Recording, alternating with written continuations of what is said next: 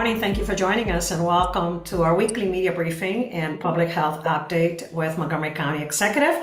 I'm Lorna Virgili, Hispanic Public Information Officer, and joining us today are Dr. James Bridgers, who is the Director of the Department of Health and Human Services, Dr. Nina Ashforth, the Chief of Public Health Services, Dr. Earl Stoddard, Assistant Chief Administrative Officer, and our two guests this morning are Maryland Senator Craig Zucker, as well as Vincent DeMarco, who is the President of Maryland Healthcare for All Coalition.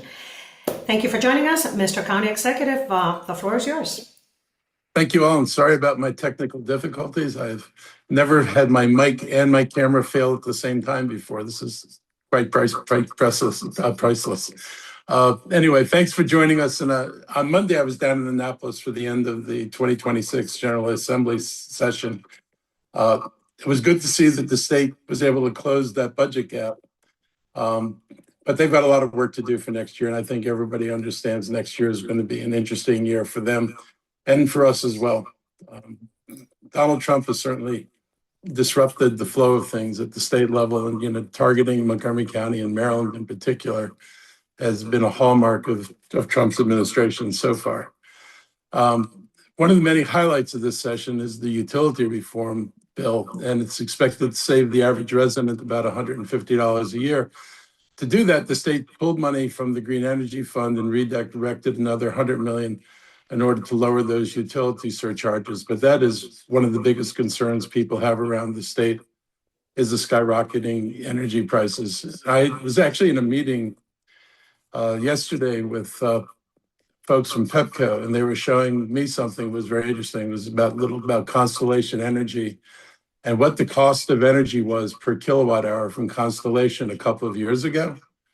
And it's gone up almost 8 times in the last 2 years. Has nothing to do about the cost of producing energy. Their power plant is the same power plant. None of their costs went up. This is all about selling into markets.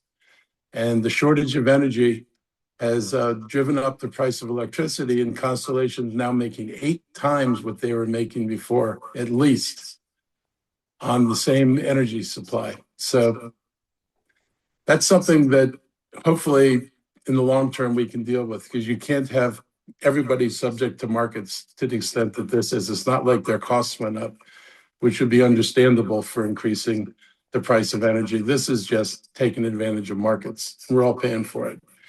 The budget also had reductions in planned growth in disability services, and the cost shift is going to put greater burden on local departments of health and human services and our community partners. And this is one of the things that we're going to have to look for locally, because my concern is that we wind up losing the healthcare, the ability of our providers to provide disability care. And that would be not a good thing to see reductions in those services. So there's lots of reasons for us to think about, how we move forward as we go into next year.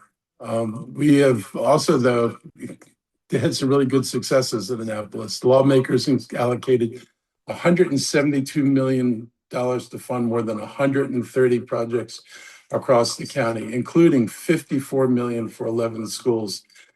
And there's also $15 million earmarked for the Nancy K. Kopp Public School Facilities Priority Fund. A little more than $118 million is going to be spent on capital projects, including water quality improvements, work on the Montgomery College campus in Germantown, redevelopment in White Oak, other projects to improve our quality of life by improving bike trails, theaters, libraries, and parks. And they help seniors and children, adults, and animals, and they help upgrade gathering places that are important to our community. This year's capital funding is $37 million higher than last year's state allocation. And I really appreciate our state delegation for securing these funds and supporting legislation that benefits immigrant communities, prevents evictions, protects the environment, and expands our economic development opportunities. So, as usual, the legislature has delivered really well for us. Our delegation has done a great job in bringing things back to the county, even in hard times. And trust me, it's more appreciated than ever, because when we're looking at all the cuts that people have had to deal with, getting on the plus side of some of these numbers is a big deal. particularly on the capital stuff that relates to the things we have to build here. I want to introduce our first guest speaker this morning, Senator Craig Zucker, represents District 14. He's on the Budget and Taxation Committee, and he chairs the Capital Budget Subcommittee. Good place to have Craig. He's served on the Senate since 2016 and currently chairs the Democratic Party caucus. So welcome, Craig, and thanks for taking time to talk about the work you guys have done.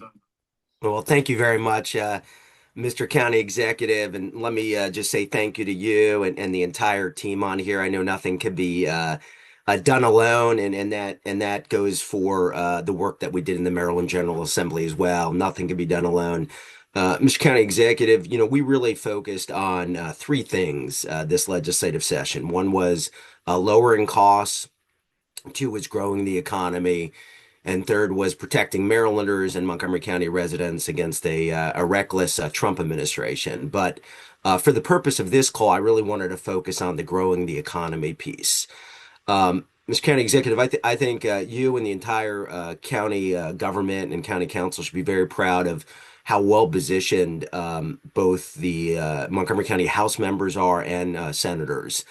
We really took a one Montgomery County approach where we were all in this together and making sure that we were looking at every part of Montgomery County and where we can invest it, whether it was Damascus and Clarksburg to Long Branch, Tacoma Park.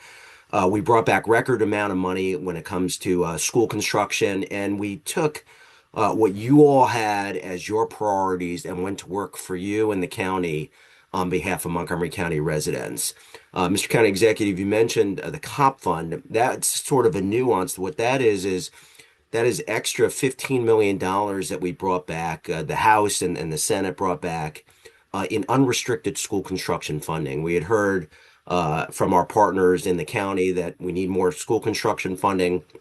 So we doubled down and brought back more than $50 million worth of school construction funding.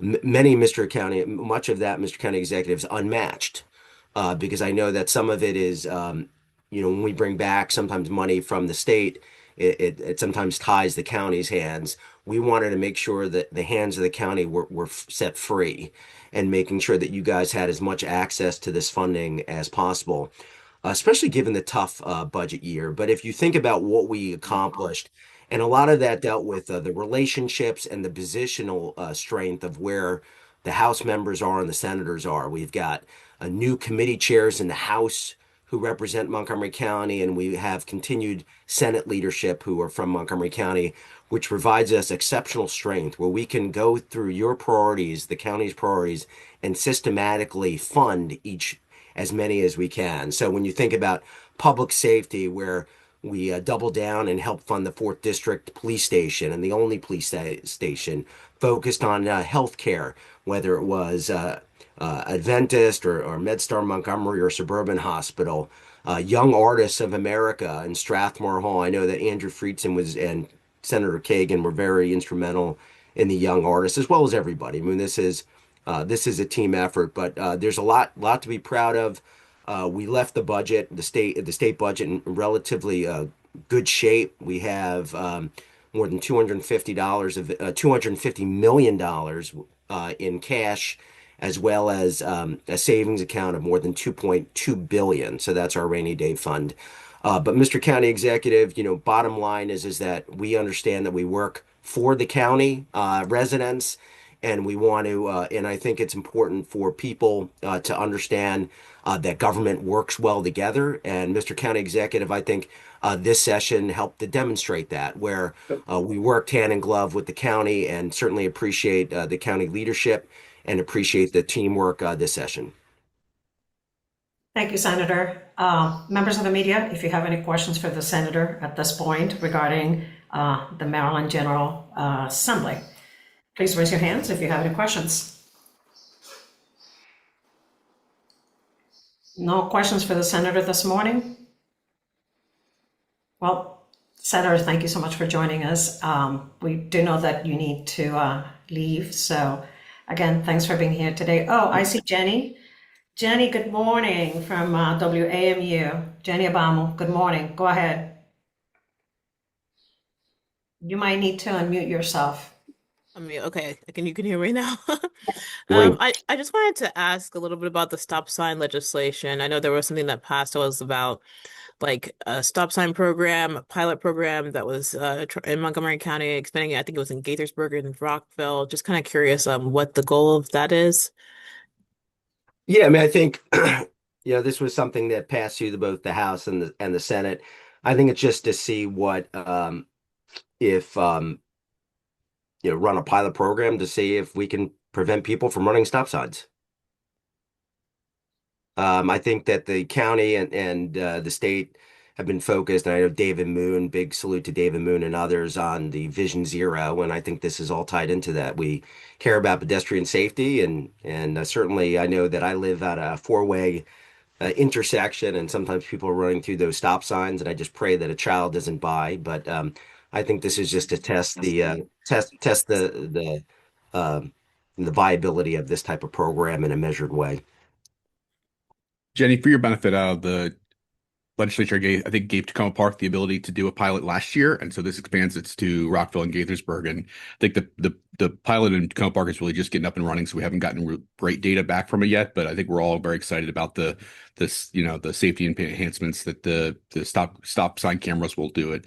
If you've been around Montgomery County, or frankly anywhere in the country, you know that people are willing to ignore a stop sign in some cases, or certainly not, stop with great fidelity, particularly when they're turning from one road onto another. A lot of our traffic-related fatalities occur in intersections where people are attempting to cross and people are either ignoring stop signs or in some cases lights. So just wanted to add that additional information to Senator Zucker.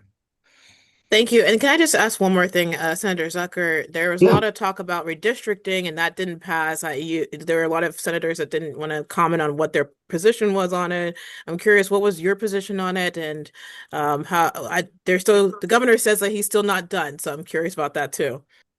I would say that at this point, the discussion on redistricting, we're adjourned. So as far as that item is passed, and we're heading into an election cycle, so I would say that. Right now, the General Assembly, at least I know the Senate and the Democratic Senate and House leadership, as well as the governor, are focused on lowering costs, growing the economy, and protecting Marylanders. And I think that at this point is our biggest focus. And also ensuring that the $250 million we brought back in capital funding is going out the door, and Montgomery County residents are feeling the benefit of it, because that's what we brought back from Montgomery County.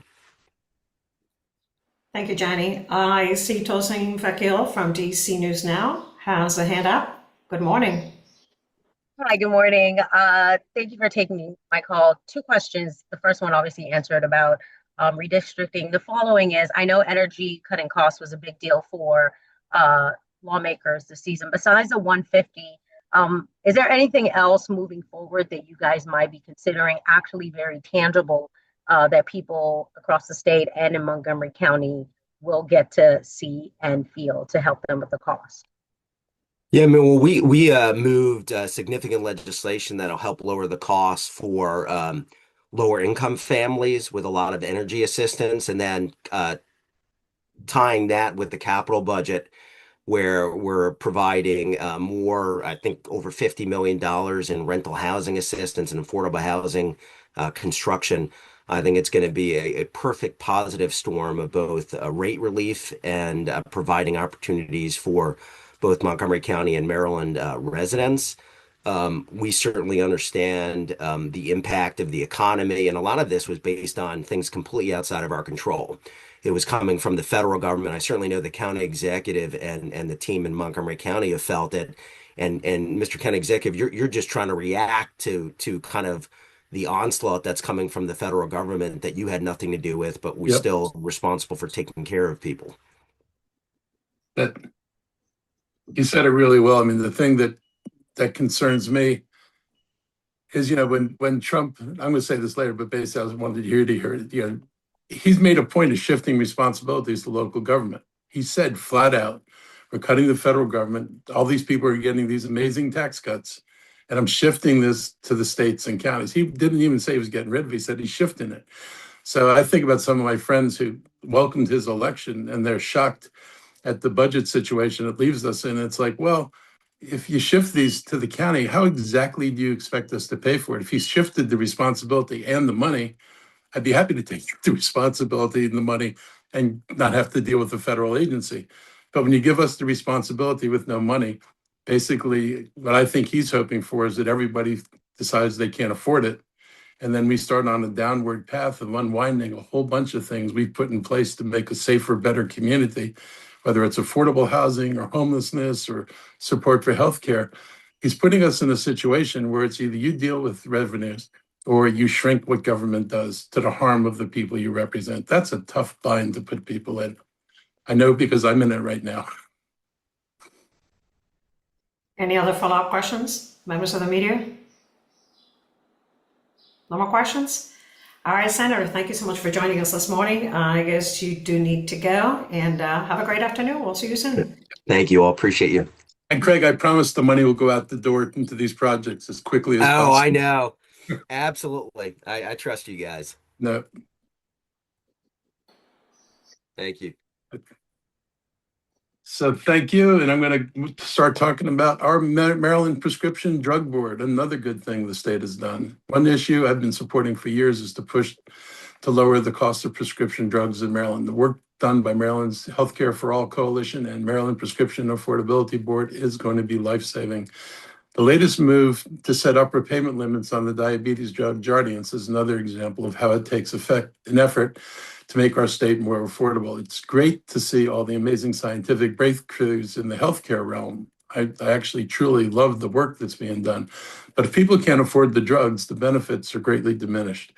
I want to thank Speaker Pena Melnick and members of our own delegation, like Senator Brian Feldman and Delegate Bonnie Cullison, for their efforts. And I know Bonnie's retiring. She's been a real champion of this for all the years she was in the legislature. I just want to give her an extra shout out for that. And I'm glad to be part of a bipartisan group of county executives and the mayor of Baltimore that supported and advocated for these reforms. And it takes advocates at the state level to really make all this stuff happen. And that's why I've invited Vinny DeMarco here again today. He's been here before. He's president of Healthcare for All Coalition, and he continues to beat the drum to overcome other hurdles that consumers face when it comes to both healthcare and prescription drugs. And more than that, though, he's been championing healthcare reform in this state for decades. Vinny, I know you from back when I was on the Tacoma Park Council, which was beyond 20 years ago. So you've been doing this forever, and I really appreciate your tireless, and I guess tireless is what you have to be if you're fighting for healthcare in this country, because it's not something that comes naturally to a lot of people in understanding what we need to do.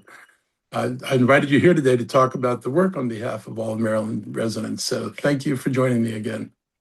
Well, thank you, Mr. County Executive, and thank you for being there right from the beginning. Maryland in 2019 enacted the first in the nation Prescription Drug Affordability Board. And as you know, it was not easy. Big Pharma fought it tooth and nail, and there was a reason why no other state did it till then. But thanks in a large part to the leadership of the local leaders, the county execs, County Executive Elridge, and so many others, the Mayor of Baltimore, all the county execs came together and said, we have had enough. We've been gouged too much by the high cost of drugs. Your colleague, Stuart Pittman, says that in Anne Arundel County, they spend more on prescription drugs for county employees, double as much than on libraries. It just makes no sense at all. Well, the board was enacted, and Governor Wes Moore has been very, very supportive. And of course, the lead sponsor in 2019, as you mentioned, was Speaker Jocelyn Pena Melnick. We're doing a press conference with her here in Baltimore in a little bit. With Delegate Bonnie Cullison will be there also. But as you said, on Monday, the board took the first action under this law, and it will put an upper payment limit on the drug Jardiance. It has the authority to do that now for state and local governments. And as of January 1, 2027, state and local governments would save over $320,000 a year because of this upper payment. The upper payment limit amount is the same that's under the federal Medicare maximum fair price that Medicare has negotiated with drug companies under the Inflation Reduction Act, which is, of course, enacted by President Biden, but President Trump is also implementing. So that amount, that upper payment limit, is going to save a lot of money for state and local governments. Under the law that you supported that got enacted in 2025, 1 year later, the board can set upper payment limits for everybody. So we're expecting by January 1, 2028, they'll be able to set upper payment limits for everyone for Jardiance and other drugs. And for Jardiance, the savings will be for all Marylanders between $9 and $16 million a year. $9 and $16 million a year. Then another drug they're looking at right now is Ozempic. That hopefully they will set an upper payment limit soon. That will save state and local governments $5.8 million a year starting January 2027. And then, Mr. County Executive, when that goes to all Marylanders, the savings will be between 115 and 164 million per year. Dramatic savings, and they're going to, I think, address many other drugs. The Prescription Drug Affordability Board is working, and at least 3 other states, Minnesota, Washington, and Colorado, have also enacted laws like this. Colorado set an upper payment limit for Enbrel, which is going to save its people tens of millions of dollars. As you said, drugs don't work if people can't afford them. Our insurance rates go up because high-cost drugs make our premiums higher. It doesn't have to happen. Other nations do upper payment limits. Medicare is starting to do that. We're doing it in Maryland. We're leading the way. And I want to thank you so much. I'm going to miss you when you're not around. You are a great leader, and your ability to help us get this done was incomparable. So thank you so much. And Senator Zucker was on before. He's been a big supporter. The Montgomery County delegation, all supportive. So thank you to all of them. And I'm going to also miss Bonnie Collison when she's not around anymore. Great leader. But my message is drugs don't work if people can't afford them. In Maryland, we're doing something about it. So thank you. Thank you, Mr. DeMarco. Members of the media, any questions regarding affordable drugs? Any questions for Mr. DeMarco? And I do have to run to this press conference. Yes, we know. Well, thank you so much for joining us. I'm sorry we kept you a few minutes. No problem. We love Montgomery County. We love Mark Elridge. Bye-bye, everybody. Thank you. Okay, Mr. County Executive, other topics. That was a fun topic. He's really been a great champion of this for all these years, and none of this stuff would move in Annapolis if it weren't for the kind of consistent lobbying and his ability to build a coalition to support this work. I know the meaning of the coalition because I think back when they first pushed this, I was part of a TV ad along with a Republican county executive. And we did that to show that this isn't a partisan issue, that everybody on both sides of the aisle recognizes the need to bring some control to the cost of prescription drugs. And, as a county executive looking at a budget here, the impact of the weight loss drugs has been enormous on insurance costs for some parts of the county government more than others, but it represented a totally unforeseen expense. And the good thing about the drugs, though, is that more than weight loss, they have benefits for people's general health. And we're hoping that sometime soon the health system actually recognizes that if you're treating people with a weight loss drug, you wind up treating a whole bunch of other stuff, which is expensive to treat. So looked at only as a weight loss drug, it's not cheap. Thought of in terms of what else it can do to benefit people, I think there's much more upside to those drugs than has been acknowledged so far, at least acknowledged in the terms of policy. On other matters, I want to talk a bit about our operating budget and the SALT deduction. Today is tax day. I wanted to use this opportunity to explain why proposed operating budget works. And the same federal legislation that's been cutting services, pulling back from education funding, and shifting responsibilities to states and counties has also delivered a significant tax benefit to many Montgomery County residents. I noticed when I was doing my own taxes how much the federal tax cut I'm getting, and I was kind of surprised that it's noticeable. During last week's media briefing, I noted the federal tax cuts have reduced the burden on many county residents, but at the same time, the federal government has cut essential services and programs. The president was perfectly clear that he was shifting many federal burdens to local jurisdictions so that the federal government can enact his big, beautiful bill and the tax cuts that come with it. Now, most people, even in the middle class, are getting some tax cut. In the middle class area, the tax cut's not huge, but it's certainly better than no tax cut. The wealthy people are getting astounding tax cuts. And it's just alarming that the president would gut all these programs in order to give wealthy people large tax cuts. It's like not exactly something we needed to do. And shifting the programs to the state without sending sending us the money that goes along with it is going to pass the load on to local governments like ours. I mean, literally, if you say I'm shifting the responsibility to state and government, if you were a Trump supporter and you supported them here in the county, and now you're shocked that the county has to pick up the load from things that used to be federal responsibilities, you shouldn't be shocked. He said he was shifting the responsibility. He didn't say that nobody should have any responsibility. He just said he's shifting it. Well, when you shift responsibility, you shift costs. If he had sent us the money and said the federal government's not going to engage, but we're just going to give you the money to do it, I could have lived with that. But getting the responsibility with no money has not been very helpful.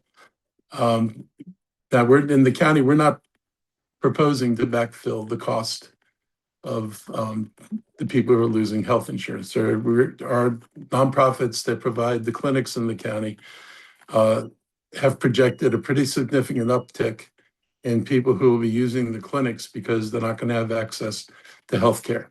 There are thousands of people who are going to lose health care. And if that lands in our clinics aren't budgeted for the number of people who are likely to need health care coming into our system. And that wouldn't have fit into last year's budget. I'm already getting requests from the nonprofits that they need funding to get them through the rest of this year because of the uptake in the number of cases they're seeing. So it's just absolutely unrealistic to think that this could happen at the federal level and there aren't going to be impacts on the local level. The cuts, shift real costs to the county, and it's real. And we know on top of all that, the president targeted Maryland and Montgomery County for major reductions that have impacted our growth projections and revenue growth. For us, revenues are still increasing, but at a far lower rate than they were pre-Trump. In my time as county executive, we've met our revenue targets, our reserve targets for the first time ever. Not only did we meet them, we've exceeded them consistently. And we've exceeded them by a fair amount of money consistently. This year's budget's a little bit different because we had revenue projections pre-Trump that would have seen us going along as we've been going along. And then the post-Trump revenue estimates were sharply reduced. And they're sharply reduced for pretty obvious reasons. Increased federal unemployment led to increased private unemployment from companies that supported the federal government. Decline in leasing space, more vacancies, creating more difficulties in the office market for the people who have buildings to rent and now don't have tenants in those spaces. An uncertain economy. I mean, the mess he's made out of oil prices and things has a real impact on people, and all those things have shifted what people project would be our revenue increase. We still were projected to have revenue increase, but the revenue increase was substantially lower than the revenue increases that we've been having and the revenue increases that we actually anticipated.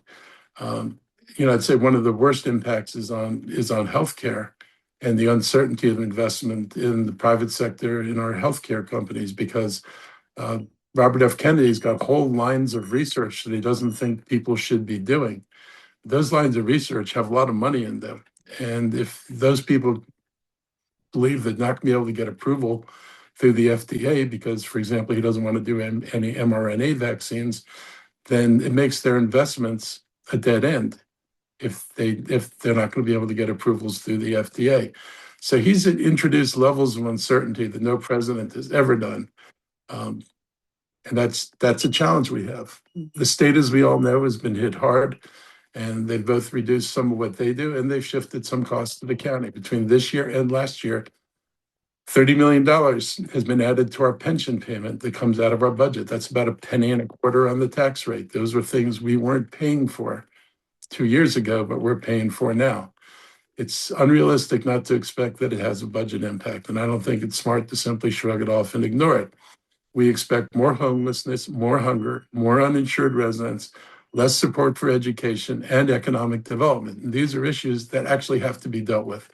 We all know the president wants to see us walk away from these programs. His whole philosophy is the government program should foster, that he believes the government programs foster dependency. And if he would just stop housing people, feeding people, or providing the medical care, they would just go out and get jobs and find housing and everything and be fine. He's obviously never met any of these people and has no idea of what kind of struggles these folks deal with, particularly those who are experiencing homelessness.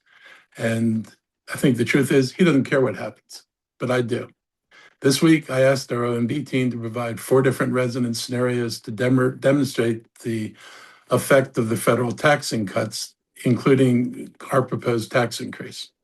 So you can see in this chart that if you're a typical renter and you had a gross income of $100,000, which is high for a typical renter, your county income tax would go up about $33.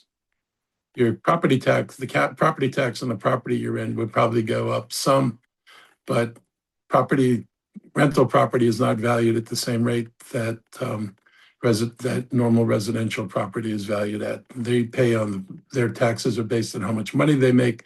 The rest of us are taxed on what our buildings are actually worth, our houses are actually worth. So for that renter, their total county tax change is going to be about $33. The federal tax cut for somebody making about $100,000 is worth between $430 and $994. If you're a working family and you've got a gross income of $225,000, which is far above the median income in Montgomery County, so just so you have an idea that this is still at the high end of working families, their income tax would go up $75 under our bill. The property tax would go up $403 for a total upward movement of $478. But the federal tax cuts can be worth between $1,600 and $3,000. If you're 2 working professionals and you have a $500,000 income, your county tax goes up $167. Your property tax on a house valued at $1.25 million, which is more than the average house in the county, so this is the higher end, would go up $788. So you'd totally pay another $954 to the county. Your tax cut is worth between $9,600 and $10,000 at the federal level. So again, it's a net positive for you. And if you're a retiree and you've got a $100,000 income and a home value of $800,000, you're looking at $33 on income, $504 on the county property tax, and you're looking at $537 total. And your reduction in taxes is going to be between $720 and about $1,300. So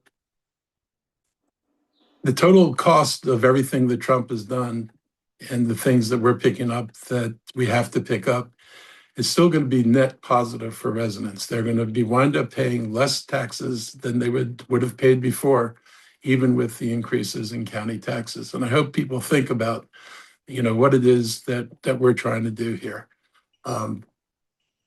It is challenging when the county depends on both the state and the federal government for education funding, healthcare services for older adults, and housing, especially for those who are unhoused. When those sources begin to dry up, the county's faced with, I think, some pretty unpleasant choices. I'm committed to maintaining these services because the demands are only going to increase. We're already seeing it. I hope the council can support this approach because there aren't any magic solutions here. If they don't make the needed revenue changes this year, our financial stability is actually going to be worse next year. The state is already talking about an even larger deficit, likely more cuts. And unless they're willing to look at revenues, I think it's important that we figure out how we're going to avoid a downward spiral. I hate to think of the results of turning away people from healthcare, not feeding people who need to be fed, not housing the homeless. That will go over really well. There are a lot of problems that we just are inheriting and we have to deal with. And my budget is about as realistic as you can be in terms of dealing with things that the county needs to do. I want to turn now to a different topic and a really unfortunate topic. The elementary school incident in Bethesda at Bradley Hills Elementary last weekend, along with last week's fire on the school grounds. Both incidents are deeply concerning. We want families, staff, and neighbors of Bethesda to know we take these incidents seriously and are acting swiftly. MCPD, MCFRS, DHHS, and MCPS are working closely together to respond. The investigation in the fire is handled by MCFRS. The graffiti is handled by our police department. We've had an increase in police and security present at the school and the surrounding community over the last few days to ensure students and staff feel safe. And our folks are aggressively investigating this. We're asking the community to share any credible tips about these incidents with authorities. MCPD's non-emergency line is 301-279-8000. Direct reporting helps law enforcement respond quickly and appropriately. Please avoid sharing names, photos, or unverified information online.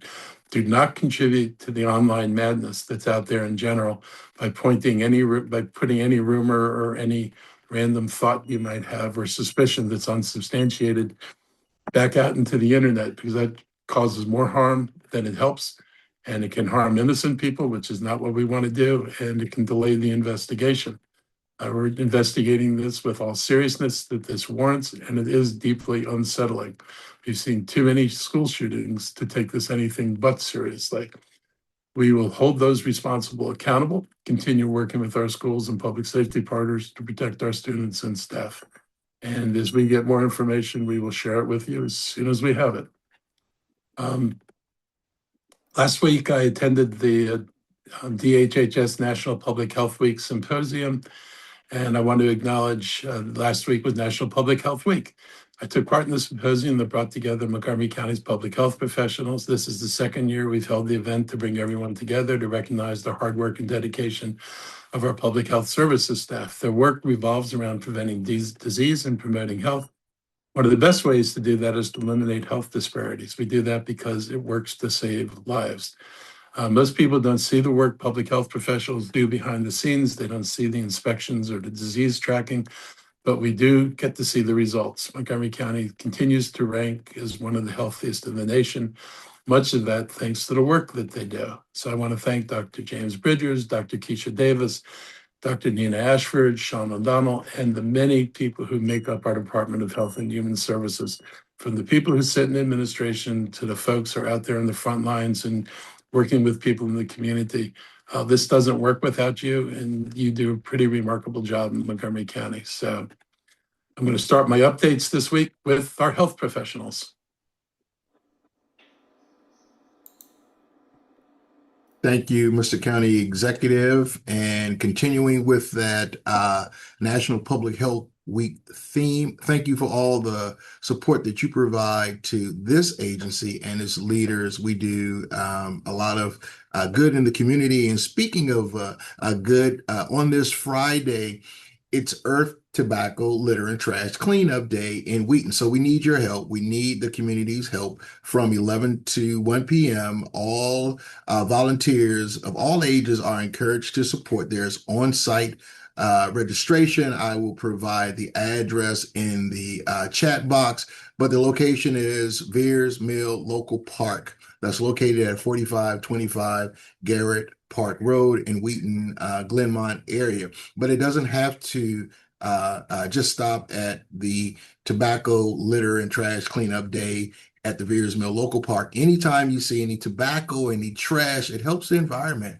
It keeps a environmentally friendly atmosphere in the community, and it's our responsibilities as stewards to keep our communities clean. Now, on a different note, I've been reminding our viewers every week about our mobile crisis outreach team. And I just want to say, one, to give them a thank for the work that they do. They often aren't aware of the situation that they respond to in a timely manner, but we've had some communication sent to us about the teams being culturally appropriate. We make every effort to make our diverse teams response as culturally appropriate as possible. Now, if you or our viewers are experiencing some concerns about that, the cultural appropriateness continues as part of that follow-up and case management and referral response to make sure that those individuals who are experiencing a behavioral health or a mental health crisis receive the type of support through the agency or its community partners that's much needed. And I wanted to share that with our viewers this morning because that's appropriate. And it's specific to some of the concerns that we've had. So we try to make every outreach as culturally humble and appropriate as possible. And when those instances don't care, don't follow up, we have the case management and referral process. So I'll stop there and I'll turn it over to Dr. Ashford for her updates. Nothing much more to add. Just want to echo thanks to the county executive for participating in National Public Health Week. And even though the week is over, the theme was Ready, Set, Action. And we hope that you will continue to support the work of public health in your communities every day, even beyond National Public Health. Thank you. Dr. Stoddard, do you have any No comments? additional comments. No? Okay, well, members of the media, any additional questions for the county executive? I see Brad Bell, ABC 7. Good morning, Brad. Go ahead. Hey, Brad. Good morning. Hello, Mr. County Executive. You talked about Bradley Elementary School. If as is often the case, this ends up being a kid, a juvenile, what should happen? What do you want to have happen? What's the message out there? I mean, you've got to find a way to show kids that this is serious, that this is not a joke. This is not, it is not good to terrify people. And they need to understand that that's a real problem. And the parents need to understand that's a real problem. If the parents aren't aware of this, or if the parents are aware of it, everybody's got to take responsibility. These are kids. They're raised by us adults. And what they do is on them, but it's also on, the community that we're in. And if they're being egged on or encouraged by people to do things like this, that's not a good thing. So hopefully we find out who did this. We find out whether it's a child or whether it's adult. We don't know who it is right now. But that we take it very seriously, and we impress on whoever did this that we're going to take it seriously, and don't think we're just going to say, oh, it's no harm, no foul. You were just kidding. There is no just kidding when you do stuff like this. Thank you, sir. Thank you so much. I see Jenny has her hand up. Hi, so I wanted to ask, of course, about the data center. Has the county been briefed on the end user being Amazon? Or what are your thoughts on that? Yeah, that's So I can't talk about who end users are until somebody makes an official announcement about end users. So I'm not going to say anything about that. But it's a big data center company, and we are the council is working on legislation, and we're trying to convey to the current owner, what kind of legislation, what kind of restrictions they're going to be looking at, so that the end user is aware and that we can, hopefully work together on how we manage this. With the state, sorry, I just want to follow up real quick. With this, what the state has passed regarding like all the new rules for data centers, will that apply? I know that won't take effect till later, but will that apply to this project? And I guess, is that something that you were going to echo in the zoning text amendments for this? Are this similar? So I haven't seen the final thing on this because they were talking about this up to the last day. So I'm going to get a briefing on what's new and exciting in the state regulation. But this data center, they haven't even gone into permitting yet. They haven't finished with parking planning. They haven't gone into permitting. To get to permitting, they're going to have detailed drawings of everything they're going to do over there. So they're a ways down the road, I think, from getting an approval, at least ways in terms of like probably a few months before they're, deep enough into this to be thinking about an approval. And that should be enough time for the county council to take action. If they can't take action before somebody files for an approval, then I've got the ability to put a pause on any approvals until the legislation's passed. And I'll certainly make sure that if I will not let an approval get ahead of the legislation that the council's trying to do. So if it looks like there's a push for an approval before legislation at the county level is done, I will put an appropriate pause on that until the county legislation's done. And I think, frankly, that any owner is going to want to wait for the legislation to be done anything, because the last thing you want is to do all your drawings based on, what you think is the reality today, and then discover that the reality shifts 3 months from now, and you have to go back and change everything. As somebody who's watched people do this, it is not cheap to do this level of design and work to get an approval. So I think they all understand that it would be unwise to do too much work before knowing what the rules are going to be on what you can do. All Is that right. helpful? Almost. It's help. It is. It's helpful. It's helpful. Okay. Definitely interesting to understand. I'm curious about the timeline for all of it. That would be my Yeah. next thought. Like how long would be for when you? I think I remember Natalie Fan Gonzalez saying that she was expecting the summer to be when it would be done. We're getting close to that, so I wasn't sure exactly. And we're tracking where the project is in terms of its approvals. It's going through park and planning right now on the zoning, and then everything else will follow. Okay. Thank you, Jenny. I see Tosin has her hand up. Do you have follow-up questions or? Yes, I do. Thank you. Go ahead. County Executive, I have a few questions. The first, I just wanted you to elaborate a little more on this impact of the federal tax cut, and how that links to your suggestion for the budget. If you could elaborate more, maybe throw a few more Yep. numbers out. And So I then, guess, okay, let me start with that. Then I'll do the next one, okay?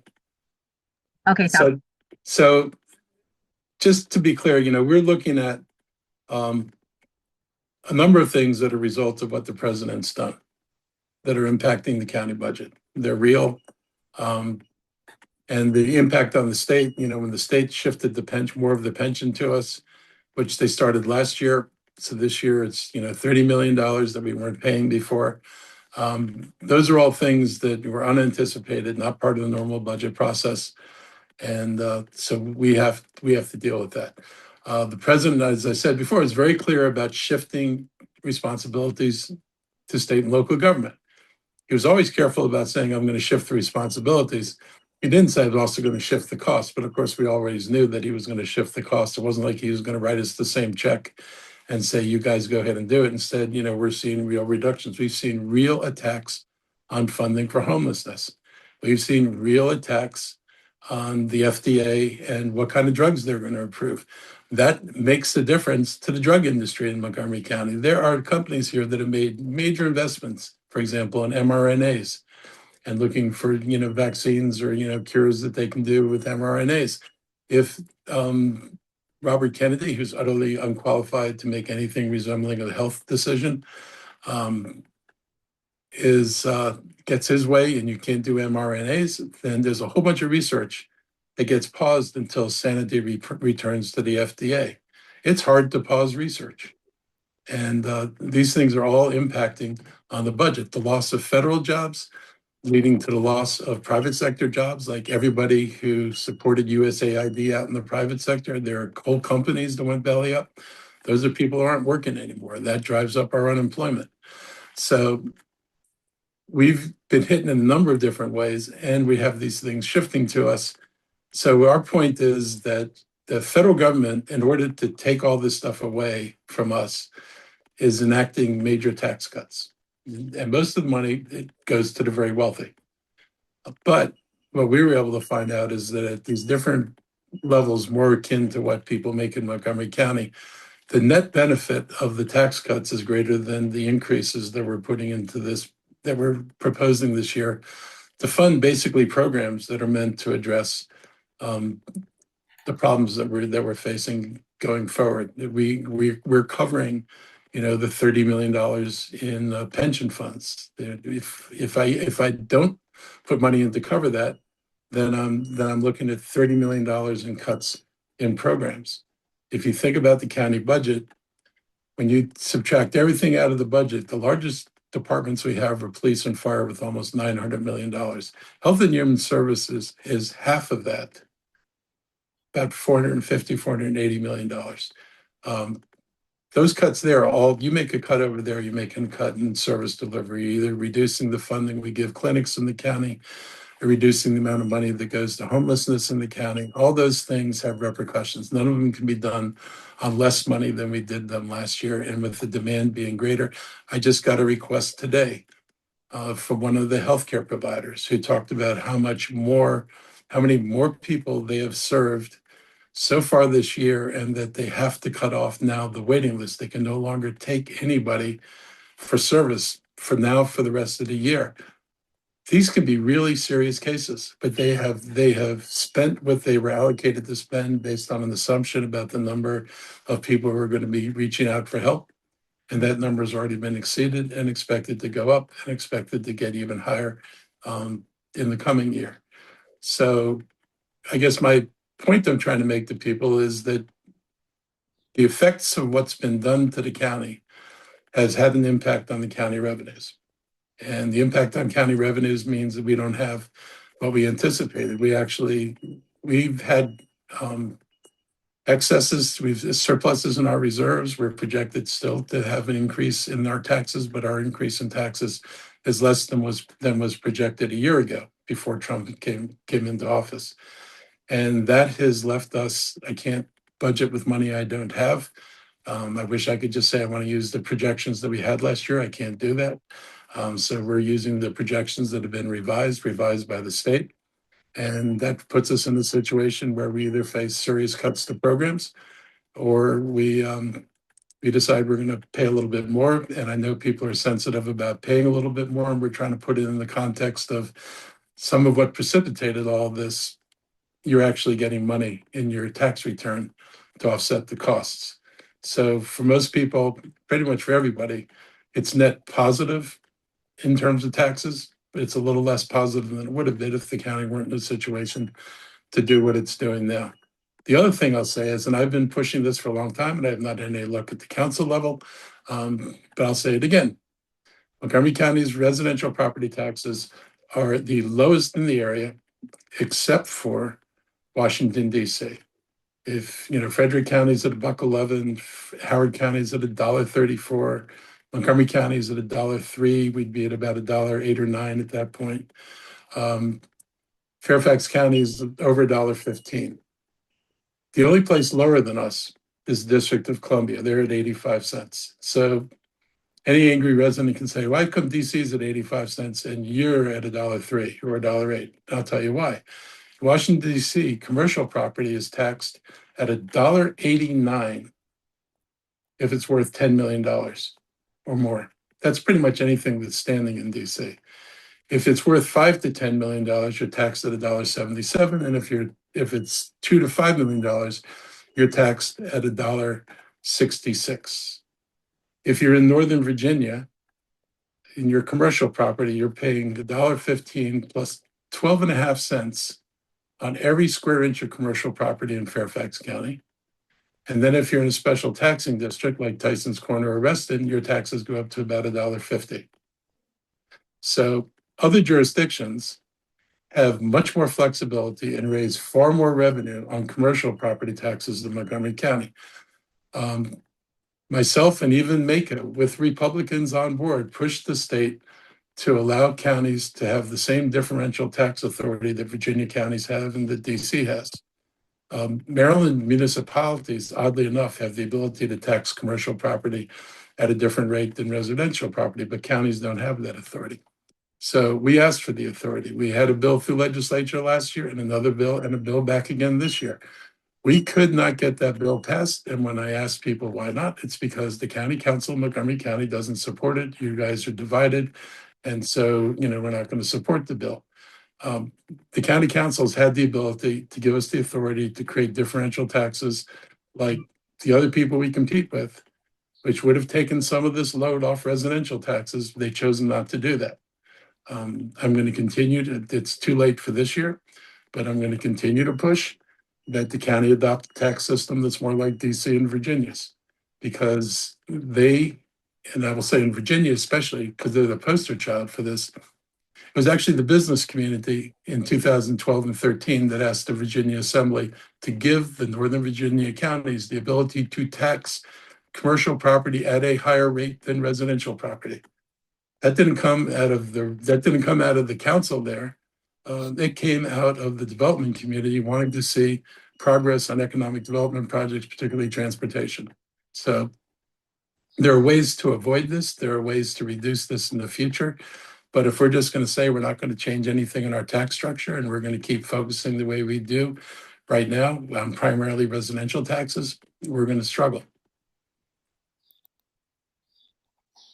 Thank you, Mr. County Executive. And the other part of her question. Well, I was going to ask, as you answered it all, I was going to ask about your message to people about the tax increases and then the federal tax cut reducing the burden on people, kind of balancing things off. But you answered all of it in one thing. So thank you. Thank you. Excellent. Any additional questions, members of the media, for the county executive and other county officials? No more questions? Well, thank you everyone for joining us this morning. Have a great rest of your day, and we'll see you next time. Bye-bye. Thank you all. Take care.